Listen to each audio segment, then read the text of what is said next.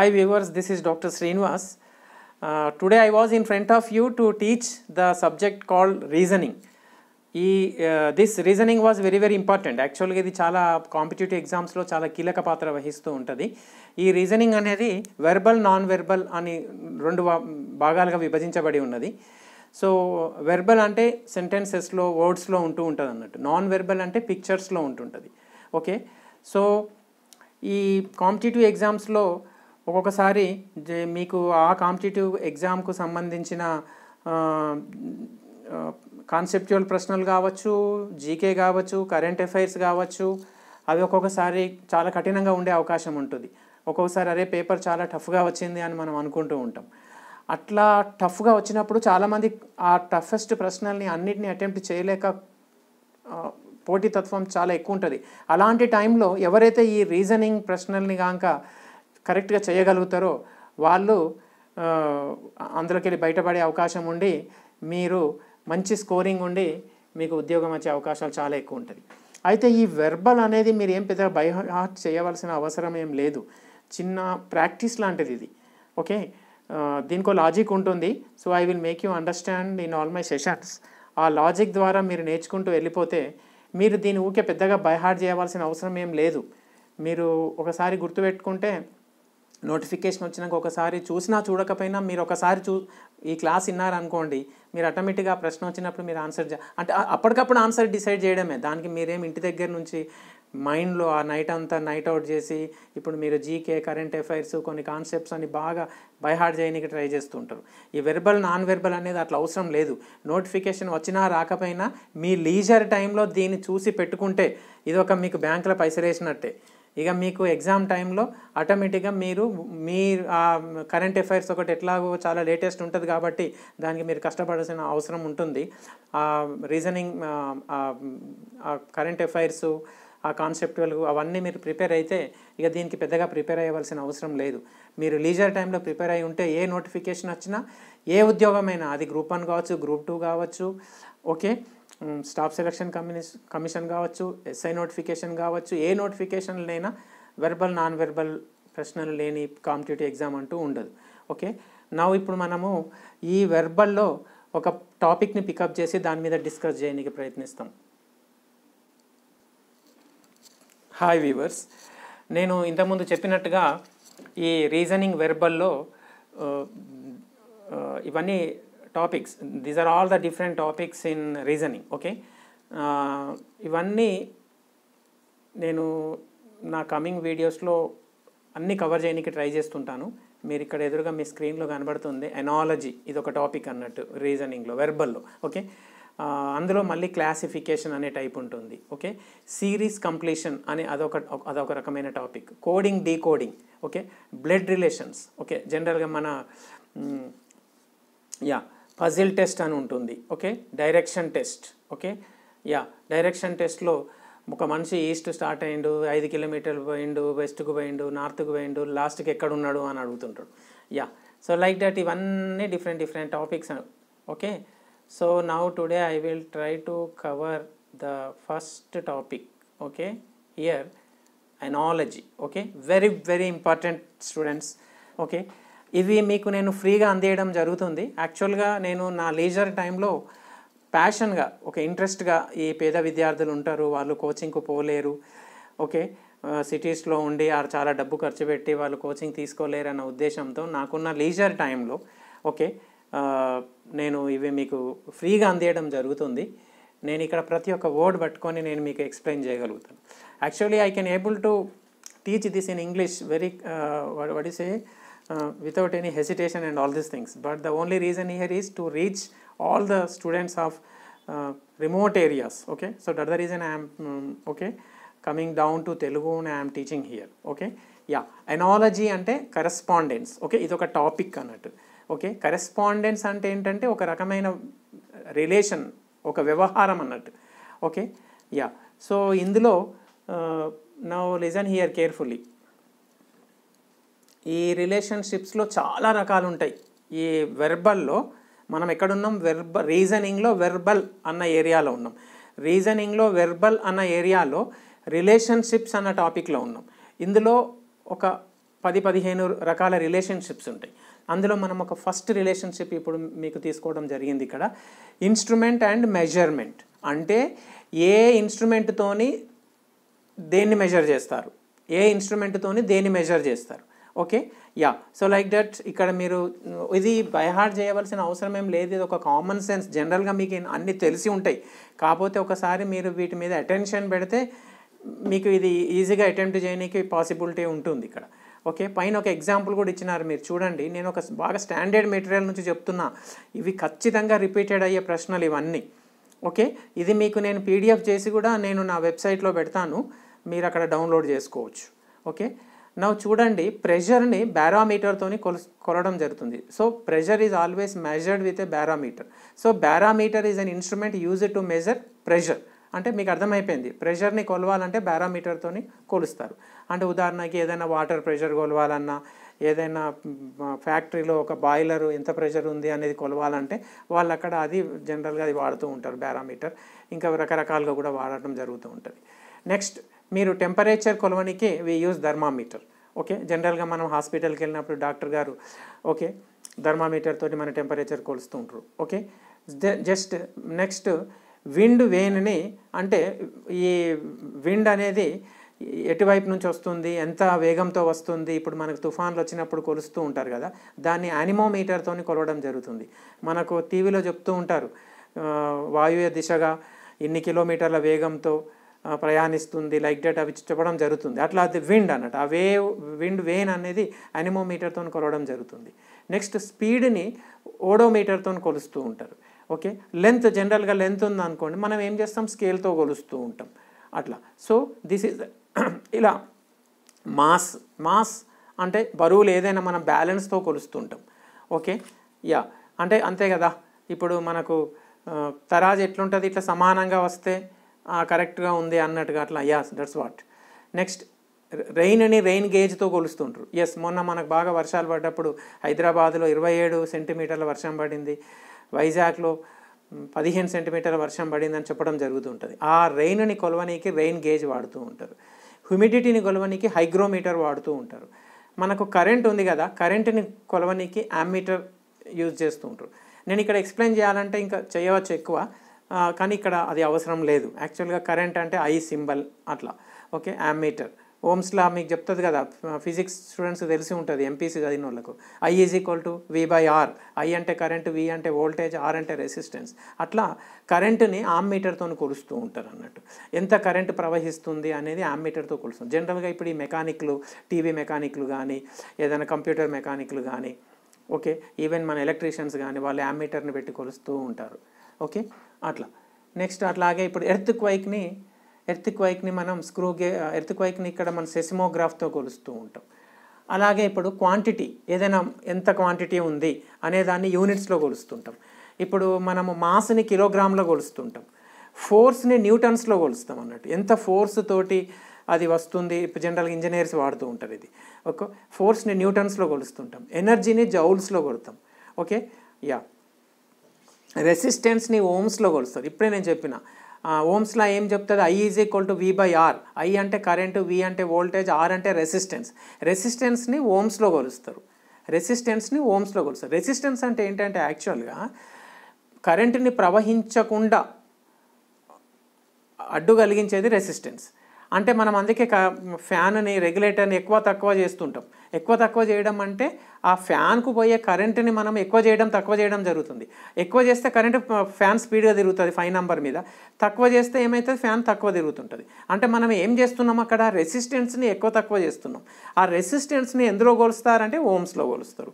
అంటే ఇక్కడ మీరు ఒకటి గమనించాలి, చాలా జనరల్గా కొంత నాలెడ్జ్ అవసరం ఉంటుంది ఇక్కడ, కొంత లాజిక్ అవసరం ఉంటుంది ఇక్కడ. అంటే ఇప్పుడు నేను ఇక్కడ అంతా ఎక్స్ప్లెయిన్ చేస్తున్నా కదా మీకు, I = V/R, ఓమ్స్లా రెసిస్టెన్స్ అంటే కరెంటుని ప్రవహించకుండా అడ్డుకునేది రెసిస్టెన్స్ అని, దాన్ని ఓమ్స్లో కొలుస్తారు.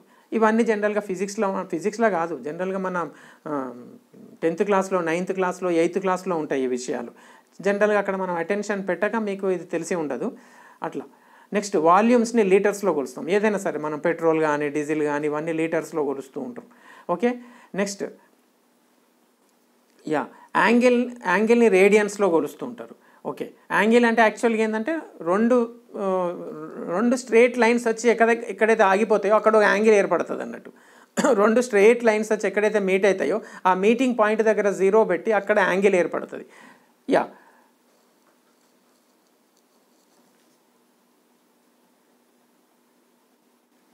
ఎస్. నెక్స్ట్ మనము టైంని సెకండ్స్లో కొలుస్తుంటాం. ఓకే, కరెంట్ని యాంపియర్స్లో కొలుస్తూ ఉంటాం. ఓకే, ప్రెషర్ని పాస్కల్స్లో కొలుస్తూ ఉంటాం. ఏరియా ఉంది, ఇప్పుడు హెక్టార్స్ అంటారు కదా, 10 హెక్టార్స్.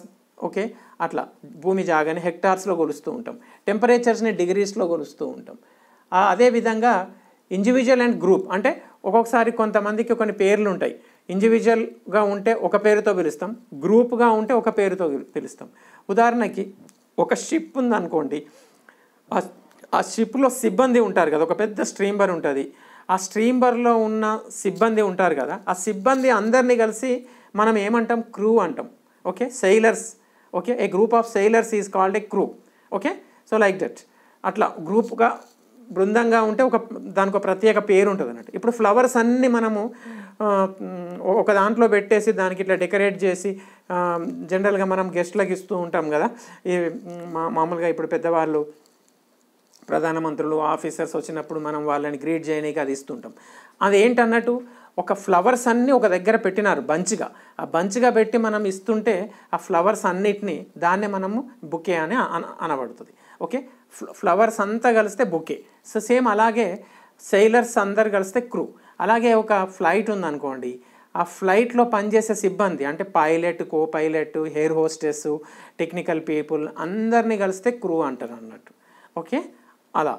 నెక్స్ట్ సింగర్స్ అందరు కలిస్తే కోరస్ అవుతుంది. ఓకే, అలా. Yeah, like that. Okay, group of people అందరూ ఒక దగ్గర జమ అయితే ఏమంటాం మనం? క్రౌడ్ అంటాం. Crowd. Yeah, like that. Soldiers అందరు కలిస్తే మనం ఆర్మీ అంటాం. Yes, very good, simple. Army అంటాం జనరల్గా. సోల్జర్స్ అందరూ కలిస్తే ఆర్మీ అంటారు. అగైన్ ఆర్మీలో మళ్ళీ ఆఫ్కోర్స్ రకాలు ఉంటాయి.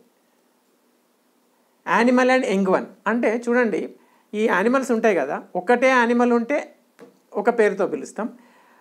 వాటి యొక్క యానిమల్ అంటే ఒక పేరుతో పిలుస్తాం. ఆ యానిమల్ యొక్క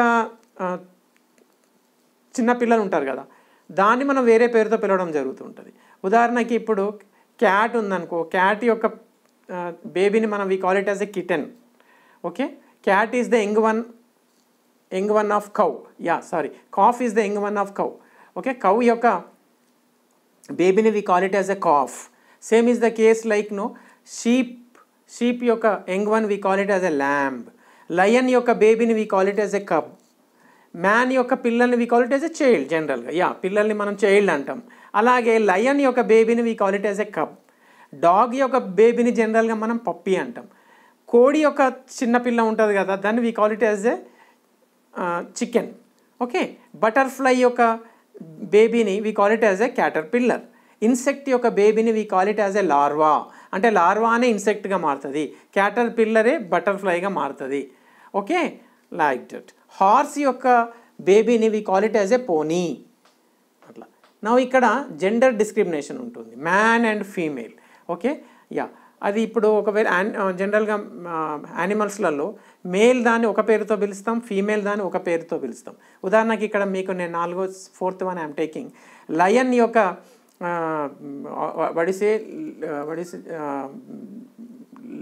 lady lion we call it as a lioness. Okay, son we call it as a daughter. Same is the case like nephew అంటే నైసీ. అంటే మన రిలేషన్స్లో లేడీస్ని నైసీ అంటాం.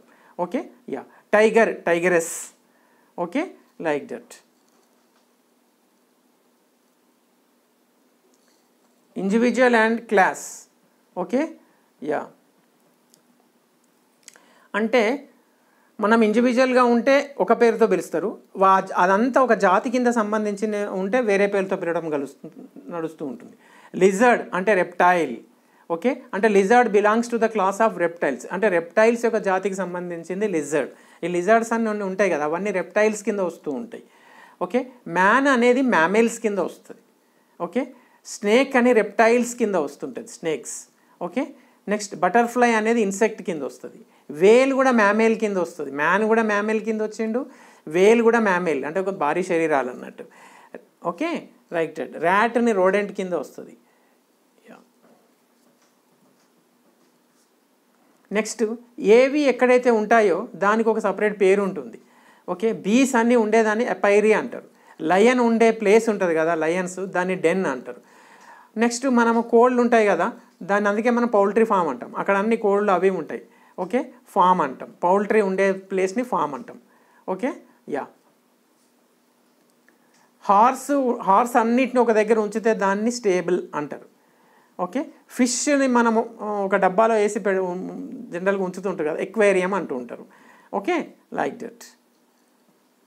ఇవన్నీ కొంత ప్రాక్టీస్ చేయాలా, కొంత లాజికల్గా ఆలోచించాలి. ఒకవేళ మీనింగ్ తెలియనప్పుడు దాన్ని గూగుల్ చేసుకొని చూసుకొని అట్లా ఒకసారి 2 సార్లు ప్రాక్టీస్ చేస్తే ఇంకా మీరు దీన్ని బైహార్ట్ చేయవలసిన అవసరం లేదు. Okay yeah. Study and topic that's what. అంటే ఏ స్టడీకి ఏం పేరు ఉంది. ఉదాహరణకి బర్డ్స్ని స్టడీ చేసే subject ornithology. Ornithology is a subject which studies about the ornithology is a subject which study about the birds. Same is the case. Earthquakes will be studied by the subject called seismology. Okay, plants గురించి study చేసే subject botany. ఇదంతా కొన్ని జనరల్గా మనకి ఈజీగా తెలిసి ఉంటాయి, కొన్ని గుర్తుపెట్టుకోవాల్సి ఉంటుంది. జనరల్గా మీ రొటీన్లో తెలిసి ఉంటుంది. చాలామంది మీరు సింపుల్ విషయం బాటనీ అంటే ప్లాంట్స్ స్టడీ చేస్తారని ప్రతి ఒక్కరికి తెలుసు. ఓకే ఎర్త్క్వేక్ అంటే సెస్మాలజీ అనే సబ్జెక్ట్ మనకి ఎప్పుడో 8th 9th క్లాస్లోనే ఉంది. ఓకే హ్యూమన్ రేసెస్ గురించి అసలు మానవులలో ఎన్ని రకాల జాతులు తెగలు ఉన్నాయని స్టడీ చేసేదాన్ని ఎథ్నాలజీ. Okay yeah. జువాలజీ అనేది యానిమల్స్ని స్టడీ చేస్తూ ఉంటుంది. ఓకే జనరల్గా యానిమల్స్ని స్టడీ చేసే సబ్జెక్ట్ జువాలజీ. మీకు ఆల్రెడీ బైపీసీలో జువాలజీ బాటనీ అని 2 సబ్జెక్టులు ఉండడం జరుగుతుంది. Okay yeah. వైరసెస్ని స్టడీ చేసే సబ్జెక్ట్ వైరాలజీ. జనరల్గా ఇప్పుడు కరోనా వైరస్ గురించి ఈ వైరాలజీ అన్న డిపార్ట్మెంట్ల గురించి బాగా చర్చ జరుగుతుంది. ఓకే ఈ డిపార్ట్మెంట్ వాళ్ళే WHO కూడా ఈ వైరాలజీ అన్న డిపార్ట్మెంట్స్కి ఎప్పటికప్పుడు గైడ్లైన్స్ ఇస్తుంది. వీళ్ళే వైరస్ల మీద వాడిసే ఒక కంటిన్యూస్ రీసెర్చ్ అనేది చేస్తూ ఉంటారు. ఇన్సెక్ట్స్ గురించి స్టడీ చేసేది ఎంటమాలజీ. సో లైక్ దట్ ఇక్కడ మాకు పెథాలజీ అంటే డిసీజెస్ గురించి జనరల్గా మనకు అదే కదా. ఇప్పుడు మనము ల్యాబ్కి వెళ్తాం, బ్లడ్ టెస్ట్ ఇస్తాం. ఓకే మనకు ఆ బ్లడ్ తోటి మనకు రుమటైడ్ ఆర్థరైటిస్ ఉందా, డయాబెటీస్ ఉందా, ఓకే అట్లా మనకు ఐడెంటిఫై చేయగలుగుతాం. ఓకే ఆ డిసీజెస్ని ఐడెంటిఫై చేసే సబ్జెక్ట్ ఓకే దాన్ని పెథాలజీ అంటూ ఉంటారు. ఓకే అలాగే ఇప్పుడు ఇక్కడ డిఫరెంట్ అన్నీ మీ ఎదురుగా ఉన్నాయి. ఓకే హార్ట్ గురించి స్టడీ చేసే సబ్జెక్ట్ డాక్టర్స్ని మీరు కార్డియాలజిస్ట్ అంటారు. అందుకే ఇక్కడ హార్ట్ని స్టడీ చేసే సబ్జెక్ట్ కార్డియాలజీ ఉంది. Okay so like that yeah. Blood related diseases ఉంటాయి. అంటే మన పుట్టుకతోటి మన డిఎన్ఏని బేస్ చేసుకొని బ్లడ్ తోటి కొన్ని డిసీజెస్ వస్తూ ఉంటాయి. ఆ బ్లడ్ రిలేటెడ్ డిసీజెస్ గురించి స్టడీ చేసే ఒక సపరేట్ డిపార్ట్మెంట్ని హెమటాలజీ అంటారు. అలాంటి డాక్టర్లని హెమటాలజిస్ట్ అంటుంటారు. స్కల్ గురించి అంటే మన తలకాయలో ఉన్న స్కల్ గురించి స్టడీ చేసేదాన్ని కార్నియాలజీ అని అంటుంటారు. ఓకే కిడ్నీ డాక్టర్స్ ఉంటారు కదా వాళ్ళు నెఫ్రాలజిస్ట్ అంటారు, అంటే nephrology. Okay so like that these are all the different areas. Okay comes under which subject అనేది ఇక్కడ మనం చర్చించడం జరుగుతుంది. Yeah. Worker and tool. Yeah. So ఏ వర్కర్ ఏ టూల్తో పనిచేస్తుంటాడు. కార్పెంటర్ ఎక్కువ సా వాడుతూ ఉంటాడు. Okay yeah. Wood cutter axe వాడతారు, రంపం వాడుతూ ఉంటాడు. ఓకే కార్పెంటర్ సాని వాడుతూ ఉంటాడు. టైలర్కు నీడిల్ అవసరం ఉంటుంది. ఓకే లేబరర్కు స్పేడ్ అంటే గడ్డపార అవసరం ఉంటుంటుంది. Okay soldier naturally will use a gun. Okay so like that ఇట్లా చెఫ్ అంటే ఇప్పుడు వంటలు చేసే అతను ఉంటాడు కదా హోటల్లో, చెఫ్స్కి వాళ్ళకి నైఫ్ అవసరం, వెజిటేబుల్స్ అవి అన్నీ కట్ చేస్తూ ఉంటారు. డాక్టర్కు సెతస్కోప్ అనేది ఒక మేజర్ టూల్. ఓకే ఏ పేషెంట్ అయినా ఫస్ట్ సెతస్కోప్తో టెస్ట్ చేస్తూ ఉంటాడు. సో లైక్ దట్ ఇవన్నీ డిఫరెంట్ టూల్స్ అన్నట్టు. ఓకే స్వర్డ్ అంటే జనరల్గా యుద్ధంలో వాడుతూ ఉంటారు. ఏ టూల్ ఏం పని చేస్తూ ఉంటుంది.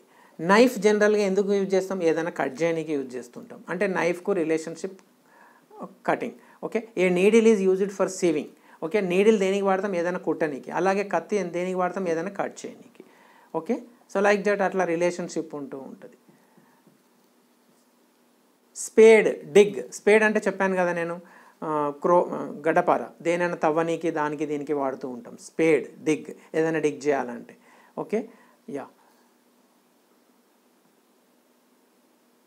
మైక్రోస్కోప్ అంటే మ్యాగ్నిఫై. ఏదైనా ఒక చిన్న వస్తువులను చూడాలంటే మనం మైక్రోస్కోప్ తోటి చూస్తాం, ఎందుకంటే అందులో పెద్దగా కనపడతాయి అవి. జనరల్గా ఇప్పుడు నేను చెప్పినట్టు పెథాలజీ డిపార్ట్మెంట్లో మైక్రోస్కోప్ వాడి వాళ్ళు డిసీజెస్ని ఐడెంటిఫై చేస్తూ ఉంటారు మన బ్లడ్ టెస్ట్ ద్వారా. ఎస్, ఏ వర్కర్ ఎక్కడ పనిచేస్తుంటే ఆ వర్కింగ్ ప్లేస్కి ఒక పేరు ఉంటుంది. చెఫ్ ఎక్కడ ఉంటాడు? కిచెన్లో ఉంటుంటాడు. సేమ్ అలాగే రైతు ఎక్కడ ఉంటాడు? పొలంలో ఉంటాడు. దానికి ఫార్మర్ ఎక్కడ ఉంటాడు? ఫీల్డ్ అంటారు. Okay, so like that. Warriors, యుద్ధం చేసే వాళ్ళు ఎక్కడ ఉంటారు? యుద్ధ రంగంలో ఉంటారు, బ్యాటిల్ ఫీల్డ్. ఓకే, ఇంజనీర్స్ ఎక్కడ ఉంటారు? వర్క్ సైట్లో ఉంటారు. కాబట్టి relationship between engineer and site. Okay, sailors ఎక్కడ ఉంటారు? పడవలో ఉంటారు. టీచర్ ఎక్కడ ఉంటాడు? స్కూల్లో ఉంటాడు. Doctor hospital. So like that, very very simple. Okay, కొంత ఇబ్బందికరంగా ఉంటాయి ఇవన్నీ. ఒకసారి చదువుతూ పోతే మళ్ళీ ఎగ్జామ్స్ అప్పుడు వీటిని గురించి టైం వేస్ట్ చేసే అవసరం లేదు. ఓకే, చాలా చాలా బేసిక్. ఇది నేను ఒకరు జనరల్గా చెప్పవలసిన అవసరం లేదు. ఓకే, లాయర్ ఎక్కడ ఉంటాడు? కోర్టు అనే విషయం ప్రతి చిన్నపిల్లలకు కూడా తెలుసు. Okay, yeah. Beautician, parlour. Okay, pilot కాక్పిట్లో ఉంటాడు. ఇలాంటి కొద్దిగా వేరేలాగా అనిపిస్తుంది. కాక్పిట్ అంటే ఏరోప్లేన్లో ఈ పైలట్స్ కూర్చునే క్యాబిన్ని కాక్పిట్ అంటారు. అందులో ఉండి వాళ్ళు డ్రైవ్ చేస్తుంటారు. కాబట్టి వాళ్ళు ఎక్కడ ఉంటారంటే కాక్పిట్లో ఉంటారు. ఓకే, సేమ్ డ్రైవర్ ఎక్కడ ఉంటాడు? క్యాబిన్లో. అంటే ఇప్పుడు ఒక ట్రైన్ డ్రైవర్ కానీ, ఒక లారీ డ్రైవర్, బస్సు డ్రైవర్, వాళ్ళు ఉండేది సపరేట్, విభజించబడి ఉంటారు కదా. ప్యాసింజర్స్ కూర్చునేది అంతా ఎన్నుకుంటుంది, వాళ్ళకంటూ సపరేట్ ఇట్లా ఉంటుంది కదా. ఆ పార్టీని మనం క్యాబిన్ అని అనబడుతుంది అన్నట్టు, అంతే. గ్రోసరీస్ ఎక్కడ ఉంటాయి? జనరల్గా షాప్లో ఉంటాయి. ఓకే, అట్లా. వెయిటర్ ఎక్కడ ఉంటాడు? రెస్టారెంట్లలో మనం పోగానే మనకు ఫుడ్ సర్వ్ చేయడానికి వెయిటర్ ఉంటాడు. అట్లా. వర్కర్స్ ఎక్కడ ఉంటారు? ఫ్యాక్టరీలో. Okay, so like that. Okay, umpire ఎక్కడ ఉంటాడు? క్రికెట్లో పిచ్ మీద ఉంటాడు, పిచ్ దగ్గర నిల్చొని ఉంటాడు. So like that, this are very very simple. మీరు ఒకసారి చదువుకోవాలి. ఏంటంటే this reasoning is very very helpful for all of you. In which sense means when the paper is tough, when your GK is tough, when your conceptual questions relating to your examination, whether it is a sub inspector or a group 1 or a group 2, what else it may be. Okay, అక్కడ tough ఉన్నప్పుడు, tough ఉన్నా లేకపోయినా ఈ questions మీకు కొంత mileage తీసుకొస్తాయి. ఒక్కొక్కసారి అవి tough ఉండి అక్కడ కొన్ని ప్రశ్నలు చేయలేనప్పుడు, అక్కడ ఒక 5-6 ప్రశ్నలు, 10 ప్రశ్నలు, 20 ప్రశ్నలు మిస్ అయినప్పుడు ఈ ప్రశ్నల మీద మీకు పట్టుంటే ఇది అక్కడ మీకు బ్యాలెన్స్ అవుతుంటుంది. ఇవి కూడా మీరు పర్ఫెక్ట్ అది టఫ్ వచ్చినప్పుడు ఎవరైతే ఇట్లాంటి వాటిని చేయగలుగుతారో అట్లాంటి వాళ్ళే ర్యాంకులో మీదికి వచ్చేస్తారు. Okay, yeah. Worker and product. Okay, అంటే ఏ వర్కరు దేంతో సంబంధం ఉండదు. మేషన్ జనరల్గా గోడ కడుతూ ఉంటాడు, వాల్ అట్లా. ఓకే, ఫార్మర్కు అతని క్రాప్కు రిలేషన్షిప్ ఉంది. టీచర్కు ఎడ్యుకేషన్కు రిలేషన్షిప్ ఉంది. చెఫ్కు ఫుడ్కు రిలేషన్షిప్ ఉంటుంది. జస్టిస్కు జడ్జికు సంబంధం ఉంది. Okay, yeah, like that. ప్రొడ్యూసర్కు ఫిలింకు సంబంధం ఉంది. ఆర్కిటెక్చర్కు డిజైన్ చేసేదానికి సంబంధం ఉంటుంది. టైలర్కు క్లాత్స్కి సంబంధం ఉంటుంది. అట్లా సమ్ రిలేషన్షిప్స్. ఇవి ఒకసారి చదువుకుంటే జనరల్గా గుర్తుండిపోతాయి. మీరు దీన్ని బైహార్ట్ చేసే అవసరం లేదు, ఎందుకంటే మీకు అక్కడ మల్టిపుల్ చాయిస్ ఉంటుంది కదా. ఒకసారి ఎప్పుడో చదివి ఉంటే మీకు గుర్తు వచ్చేస్తుంది. ఇప్పుడు మీట్ అంటే బట్చర్ అనేది మీకు ఆటోమేటిక్గా గుర్తు వచ్చేస్తుంది అక్కడ. షూస్ అంటే కోబ్లర్, అంటే జనరల్గా మనం ఈ వర్డ్ తెలియదు. ఓకే, ఆ వర్డ్ ఒకసారి చదివి ఉంటే అంతేగాని దీన్ని ఊరికే బైహార్ట్ చేయవలసిన అవసరం లేదు. ఎడిటర్, న్యూస్ పేపర్, ఎందుకంటే మీకు అక్కడ మల్టిపుల్ చాయిస్లో ఈజీగా తెలిసిపోతుంది. ఒక్కొక్కసారి వాడు ఇర్రెలవెంట్ ఇస్తుంటాడు, చాలా వరకు మీరు ఈజీగా ఐడెంటిఫై చేయవచ్చు. Okay, yeah. ఇంకొకటి ఏంటంటే టైం చాలా సేవ్ అయిపోతుంది, చాలా స్పీడ్గా చేయొచ్చు ఇలాంటి ప్రశ్నలు. మీకు ఆల్రెడీ ఒకసారి చూసుంటారు కాబట్టి టక్ టక్ టక్ టక్ చేసుకోవచ్చు. ఇంకొకటి ఏంటంటే ఇలాంటి ప్రశ్నలు జనరల్గా ఒక 10 ఉన్నాయనుకోండి, ఒక 100లో ఒక 6, 7, 4 ఉన్నాయనుకోండి, ఈ 4 మీరు ఖచ్చితంగా చేయగలుగుతారు. దానివల్ల మీకు కొంత కాన్ఫిడెన్స్ కూడా వస్తుంటుంది ఎగ్జామ్ రాసేటప్పుడు. ఓహో, ఇవి కరెక్ట్ అయినాయి. దానివల్ల మీరు మిగతా వాటి మీద ఎక్కువ టైం స్పెండ్ చేయగలుగుతారు, తక్కువ టైంలో ఇవి చేయవచ్చు. Yes, product and raw material అంటే ఏ రా మెటీరియల్తోని ఏ ప్రోడక్ట్ చేయగలుగుతారు, ఏ రా మెటీరియల్తోని ఏ ప్రోడక్ట్ చేస్తారు. ఉదాహరణకి ప్రిజం అనేది గ్లాస్తో తయారు చేయబడుతుంది. అలాగే బటర్ మిల్క్, మజ్జిగ దేంతో చేస్తాం మనం జనరల్గా, అది ఒక బై ప్రోడక్ట్ ఆఫ్ మిల్క్ కదా. మిల్క్ యొక్క ప్రోడక్ట్ కర్డ్ ద్వారా బెటర్ మిల్క్ వస్తుంది కాబట్టి అక్కడ రిలేషన్షిప్ బటర్ అండ్ మిల్క్ అన్నాడు. ఓకే, ఆ రెండింటికి సంబంధం ఉంటుంది. బటర్కు మిల్క్కు సంబంధం ఉంది. వాల్కు బ్రిక్కు, గోడకి ఇటుకకి సంబంధం ఉంది. ఫర్నిచర్కి వుడ్కి సంబంధం ఉంటుంది. షూస్కి లెదర్కి సంబంధం ఉంటుంది. Like that. Metal ore, actually ore metal అంటే ఇది ఒక మెటలర్జీ అన్న సబ్జెక్ట్లకి వెళ్ళి వస్తుంటుంది, కెమిస్ట్రీలో ఉంటుంది. ఇది అంటే భూమిలో మనకు ఐరన్ అనేది డైరెక్ట్గా దొరకదు, అల్యూమినియం అనేది డైరెక్ట్గా దొరకదు, జింక్ అనేది డైరెక్ట్గా దొరకదు. ఐరన్ ఎలా దొరుకుతుంది? హేమటైట్ అన్న ఒక ఓర్ దొరుకుతుంది మట్టిలో. ఆ హేమటైట్ అన్న ఓర్ని రిఫైన్ చేయడం మూలంగా మీకు ఐరన్ అన్న మెటల్ వెళ్తుంది అందులోకి వెళ్ళి. బాక్సైట్ అన్న ఓర్ దొరుకుతుంది. ఆ ఓర్ని శుభ్రపరిచి ఫ్యాక్టరీలో రిఫైన్ చేసి దాన్ని ఎన్నో ప్రాసెస్లు చేస్తే అందులోకి వెళ్ళి అల్యూమినియం వస్తుంది. అలాగే జింక్ ఎలా వస్తుంది అంటే పిచ్ బ్లెండ్ అని ఒక ఓర్ ఉంటుంది, ఆ ఖనిజం, అందులోకి వెళ్ళి మీకు మెటల్ అనేది, అది జింక్ అనే మెటల్ వస్తుంది. అట్లా మెటల్కు ఓర్కు సంబంధం ఉంటుంది. ఓకే, జాగ్రీ అంటే బెల్లం, జనరల్గా షుగర్ కేన్ నుంచి తయారైపడుతుంది. అంటే షుగర్ ఫ్యాక్టరీలో షుగర్ తయారయ్యేటప్పుడు కొంత మిగిలిపోయిన కొంత రెసిడ్యూ ఉంటుంది కదా, దాని ద్వారా తయారయ్యేది బెల్లం, జాగ్రీ. సో షుగర్ కేన్కి జాగ్రీకి రిలేషన్షిప్ ఉంది అన్నట్టు. జనరల్గా వైన్ దేంతో తయారు చేస్తారు? గ్రేప్స్ని ఫర్మెంట్ చేస్తారు, అంటే వాటిని కుళ్ళిపోయేలాగా చేసి దానికి కొన్ని కెమికల్స్ కలిపి కొంత ప్రాసెస్ చేస్తే అది వైన్ తయారవుతుంది. కాబట్టి గ్రేప్స్కి వైన్స్కి సంబంధం ఉంది. అట్లా ఏదో ఒక సార్ట్ ఆఫ్ లాజిక్, లేకుంటే దాని గురించి ఏదైనా కొంత గూగుల్ చేసి కొంత చదువుకొని ఒకసారి గుర్తుపెట్టుకుంటే you will not forget in the lifetime. Grapes తోటి వైన్ తయారైంది, ఎస్, సింపుల్. యాన్ తోటి ఫ్యాబ్రిక్ తయారవుతుంది. ఓకే, జ్యువెలరీ దేంతో తయారు చేస్తారు? జనరల్గా మనం ఆర్నమెంట్స్ ఉంటాయి కదా, గోల్డ్తో తయారు చేస్తాం. ఓకే, ఆమ్లెట్ దేంతో వేస్తాం? ఎగ్ తోటి. సేమ్ అలాగా సింపుల్. ఒక్కోసారి కొన్ని సింపుల్ ఉంటాయి, కొన్ని కొంత. పేపర్ పల్ప్ అంటే ఏంటంటే ఒక రకమైన కొన్ని చెట్లు ఉంటాయి. సో వాటి యొక్క వుడ్ని మనం ఆ వుడ్ని మనం వుడ్ పల్ప్ అంటారు. అంటే ప్రత్యేకమైన కొన్ని చెట్లు ఉంటాయి అన్నట్టు, వాటి ద్వారా పేపర్ తయారవుతుంది. ఓకే, ఆ పల్ప్ ద్వారా అంటే ఆ చెట్టుని దాన్ని వాళ్ళు కట్ చేసి దాన్ని గ్రైండ్ చేసి దాన్ని పల్ప్ లాగా రెసిడ్యూ లాగా తయారు చేసి దాన్ని ఫ్యాక్టరీలో కొంత ప్రాసెస్ చేసి దాని ద్వారా పేపర్ తయారవుతుంది. కాబట్టి పేపర్కు పల్ప్కు సంబంధం ఉంది. ఆయిల్ ఎట్లా తయారవుతుంది? జనరల్గా ఆయిల్కు సీడ్స్ ఉంటాయి. ఓకే, పామ్ ఆయిల్కు వాటికి సన్ఫ్లవర్ ఆయిల్ సీడ్స్ ఉంటాయి. సీడ్స్ తోటి ఆయిల్ తయారవుతుంది కాబట్టి seed and oil have some sort of relationship అన్నట్టు. ఓకే, బుక్కు పేపర్కు రిలేషన్షిప్ ఉంది. So like that.